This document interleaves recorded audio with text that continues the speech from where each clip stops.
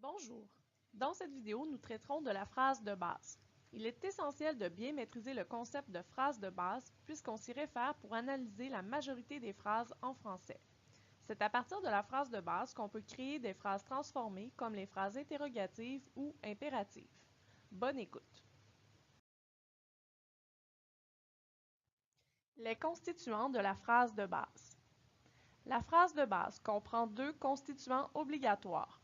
Un sujet de phrase qu'on appelle S de P et un prédicat de phrase qu'on appelle P de P. On peut aussi y ajouter un ou plusieurs compléments de phrase. Ce dernier constituant est effaçable et mobile, c'est-à-dire qu'on peut le placer à plusieurs endroits différents dans la phrase. Par exemple, on peut le placer après le prédicat, avant le sujet si on y ajoute une virgule à sa droite, ou encore en l'encadrant de virgules entre le sujet et le prédicat.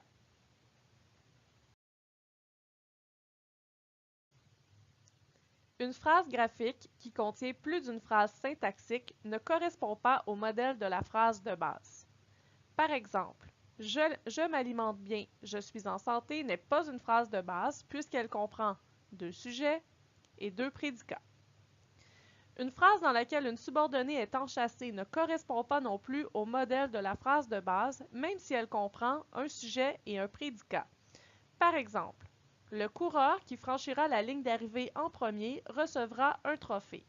Dans cette phrase, une subordonnée relative est enchâssée et vient compléter le nom coureur. Cette subordonnée est en rouge. Alors, même si cette phrase contient un sujet et un prédicat, on ne peut pas dire qu'il s'agit d'une phrase de base.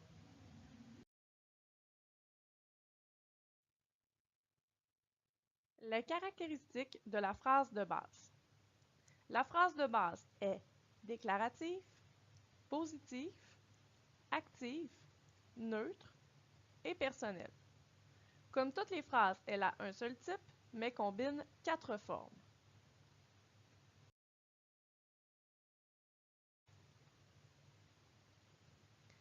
Les transformations de la phrase de base. À partir d'une phrase de base qui est déclarative, positive, active, neutre et personnelle, il est possible de créer tous les types de phrases.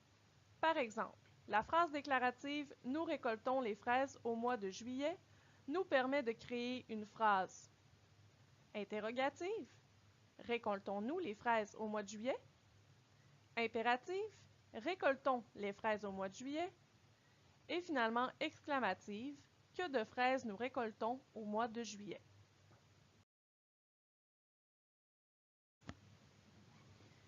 Les formes de la phrase de base. La phrase de base est positive. Elle n'a aucune marque de négation. Nous pourrions la rendre négative en y ajoutant une marque de négation comme ne pas, par exemple. Nous ne récoltons pas les fraises au mois de juillet.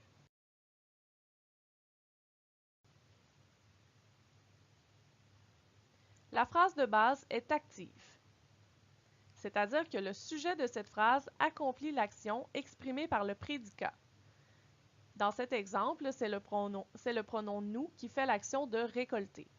Si on la rend passive, les fraises sont récoltées au mois de juillet, le sujet fraise, évidemment, ne peut pas faire l'action de récolter. On dira donc que cette phrase est passive.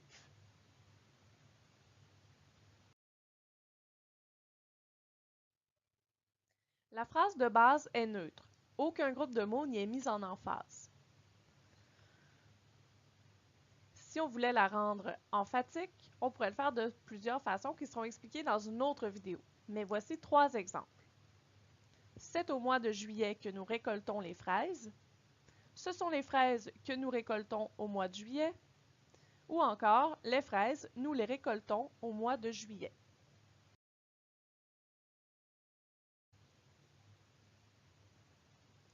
La phrase de base est personnelle. On y utilise un verbe personnel. En d'autres mots, ce verbe peut se conjuguer à toutes les personnes. Par exemple, je récolte, tu récoltes, il récolte, etc. Si on veut la rendre impersonnelle, par exemple, il faut que nous récoltions les fraises au mois de juillet. Dans cet exemple, j'ai utilisé le verbe falloir qui est essentiellement impersonnel. Le pronom « il » ne signifie absolument rien et on ne pourrait le remplacer par un autre pronom.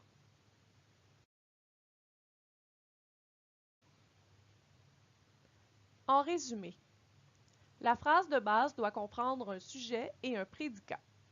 On peut y ajouter un ou plusieurs compléments de phrase.